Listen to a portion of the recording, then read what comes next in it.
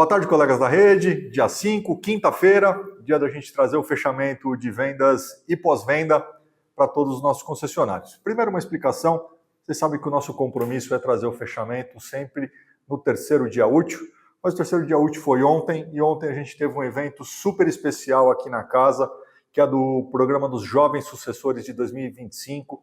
Então, a aula inaugural, o pontapé dessa turma que vai se formar aí no final do ano, e também teve a palestra do Ciro, uma palestra fantástica, muito boa, muito inspiradora para todos eles, que é isso que eles precisam, de inspiração para saber como é que vai ser esse mercado no futuro, e a palestra, sem dúvida nenhuma, foi muito boa.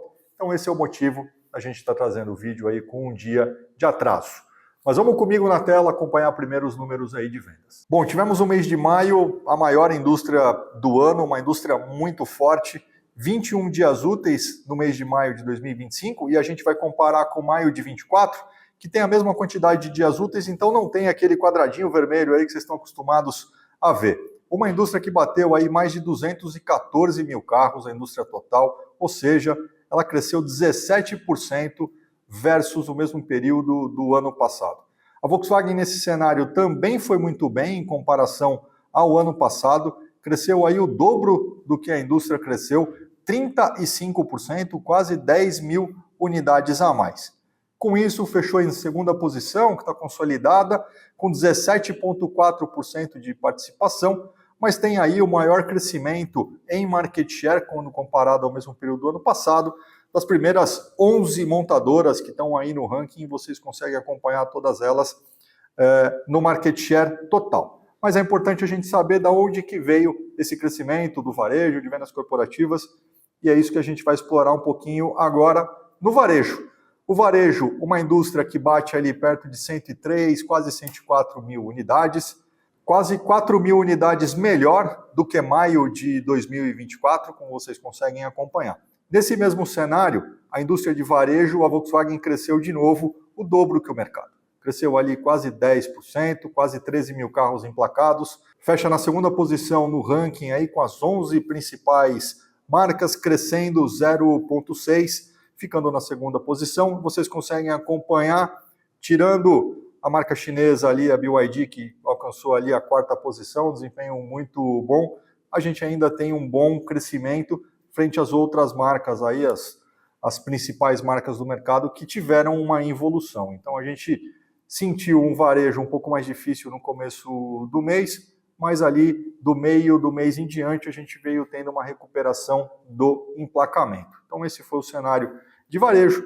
E agora, para fechar o cenário de vendas diretas, é onde a indústria está crescendo, a indústria aqui cresceu 32%, e vocês acabaram de ver que no varejo ela cresceu 4%, então essa indústria é muito mais forte, quase 27 mil unidades a mais. Nesse cenário, a Volkswagen também se destacou, cresce quase que o dobro do mercado, um pouco menos, 54%, mas emplaca ali mais de 24 mil unidades em vendas diretas, também se consolida na segunda posição com 21,9% de share, e aí sim, dentre as 11 primeiras marcas aí do ranking, é a que mais cresceu em market share, com 3,1 ponto percentual de crescimento versus o mesmo período do mês passado. Então a gente percebeu que de fato a indústria se recuperou em vendas corporativas e a Volkswagen também acompanhou esse crescimento muito mais forte do que o varejo. O que aconteceu aí no dia a dia, a baixa de AAK, porque o emplacamento tem uma série de fatores, né? Tivemos um varejo de 21 dias úteis de mais ou menos 14.300 unidades. É importante alguns destaques, dentro desse número aqui tem já um volume do nosso lançamento, aí os carros de car display, tem também um volume de test drive, também volumes de test drive de T-Cross. Então esse número aqui ele fica um pouco mais elevado. Mas mesmo assim, versus abril de 2025, que teve um dia útil a menos, a gente tem um crescimento aí na média de 14%. A região Nordeste, que vinha apresentando um crescimento muito grande, mas, ou seja, tem uma base alta, comparado a uma base alta, ou seja, ela cresce um pouco menos aqui, 8%, e aí as demais regiões, mais ou menos nessa mesma média, tirando a região 3 ali também, que cresceu apenas 8%, um volume menor do que o do mês passado. No atacado, também 13.300 unidades, então a gente começa já com o volume do novo produto. Então, esse atacado aqui ele foi um pouquinho menor se a gente considerar só os carros que a gente tinha sem o lançamento. E aí, o cenário de tudo isso que fechou o nosso estoque da rede, 18.700 unidades, baixamos dos 40 dias de estoque, fechando com 39, vocês conseguem acompanhar. Estamos aí, algumas regiões com 36, outras batendo ali 43, todas elas dentro desse mesmo range, e vocês conseguem ver na última coluna como é que foi a evolução, que cresceu e o que diminuiu o estoque da rede. Lembrando de novo que tem que considerar que dentro desse estoque já tem um pouco do novo produto, que a gente vai falar agora um pouquinho a respeito do mês de junho. Como eu disse, a gente ia falar um pouquinho a mais a respeito do mês de junho. Mês de junho, sem dúvida nenhuma, um mês especial para a marca, o mês do lançamento do Tera, que aliás é hoje. Então toda a rede deve ter se preparado aí, diversas atividades que a rede precisava fazer para a gente chegar nesse dia. Tenho certeza que o carro vai ser um sucesso e ele precisa e vai trazer, de fato, vendas adicionais para os nossos concessionários. Essa é a expectativa da Sobrava, a expectativa de toda a nossa rede, depois que a gente viu aí o pré-lançamento e todas as atividades que a gente fez até agora. Quando a gente fala dos demais produtos, a gente chama atenção para um ponto específico. Então a gente vê que os volumes vieram crescendo, o market share ele deu uma reagida, mas a gente tem que tomar cuidado com a nossa margem. O que a gente vem percebendo na associação é que a gente vem fazendo volumes adicionais, mas às custas de uma redução grande da margem da rede. Então, de novo, a gente costumeiramente fala desse assunto, a gente precisa tocar de novo nesse assunto, a gente tem que ter consciência, nosso negócio só vai ser sustentável no futuro se ele tiver rentabilidade. Óbvio que o volume é sem dúvida importante e a junção do volume com a rentabilidade seria o mundo ideal, mas a gente precisa tomar cuidado com as margens que estão sendo praticadas, com os custos dos nossos carros, com os custos do estoque da rede, taxa de juros não para de crescer. Se o carro ficar 2, 3 meses no seu estoque, a margem bruta ela já acabou, ela já ultrapassou em muito o que você ganharia só que com o que você está pagando de juros. Então é importante a gente se atentar a tudo isso. Algumas mudanças na ação de vendas muito boas, a melhora no Virtus, a melhora na T-Cross 200, a T-Cross Comfort também teve melhora nas ações de vendas. Tudo isso a gente veio trabalhando no comitê de vendas todas as segundas-feiras, falando dos produtos que estão deficitários, daquilo que a gente precisa mexer. A fábrica sensível analisa, consegue as aprovações. Óbvio, a gente também está vendo aqui alguma dificuldade no Polo Highline, isso está sendo discutido com a montadora também o mês passado todo e a gente vai continuar discutindo, e outros produtos que estão aqui na nossa discussão, como o volume de T-Cross Sense, enfim, carros que fazem a diferença para o varejo da rede. Bom, do mês de maio e do mês de junho, essas eram as nossas mensagens aqui da Sobrava.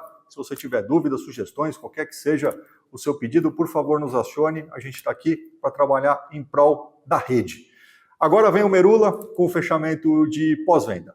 Um abraço. Obrigado, Dani. Amigos da rede, vamos falar um pouco do fechamento de pós-venda mês de maio. Performamos um pouco melhor do que o mês anterior e lembrando a todos que ainda estamos no PAC transitório. Estamos discutindo aí a política e em breve teremos novidades e repassamos para a rede. Acompanhem comigo na tela. Quando analisamos o fechamento de maio comparado ao mês de abril, notamos uma melhor performance, muito baseado em volume de estratégicos e a volumetria também em bonificação. Logo abaixo vocês vão ver o quadro de peças destacado do quadro de acessórios, para que vocês vejam a participação de cada um no atingimento geral do objetivo. Quando falamos do objetivo acumulado versus o realizado, notamos que a região 1 e 2 está dentro do trend de atingimento do objetivo anualizado. As outras regiões ainda performam abaixo. Quando falamos de atingimento absoluto, ou seja, atingimento de 100% do objetivo, nós temos separado também por região, sendo então, região 1 temos 18% que não atingiu o objetivo contra 81 que atingiu o objetivo. Região 2, 38% não atingiu versus 61%. Região 3, 42% não atingiu o valor absoluto contra 57% que atingiu. Região 4, 46,8% não atingiu o objetivo contra 53,2%. Região 5, 65,9% não atingiu o objetivo contra 34% que atingiu. E a região 6, 55% não atingiu contra 9% que atingiu o objetivo. Ou seja, 47,5% do total de grupos não atingiu o 100% de objetivo contra 52,5% atingindo o objetivo. Ou seja, 106 grupos não atingindo, 117 atingindo o objetivo. Quando falamos da escala de bonificação, também temos separado por região um quadro que totaliza isso. Notem que o total de grupos que não atinge nenhum nível de bonificação, ou seja, abaixo dos 90%, diminuiu para esse mês de maio, nesse fechamento.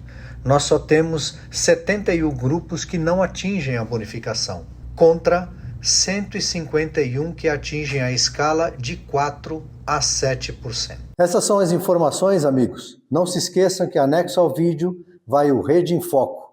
Mais detalhes de vendas e mais detalhes de pós-venda. Obrigado e até amanhã.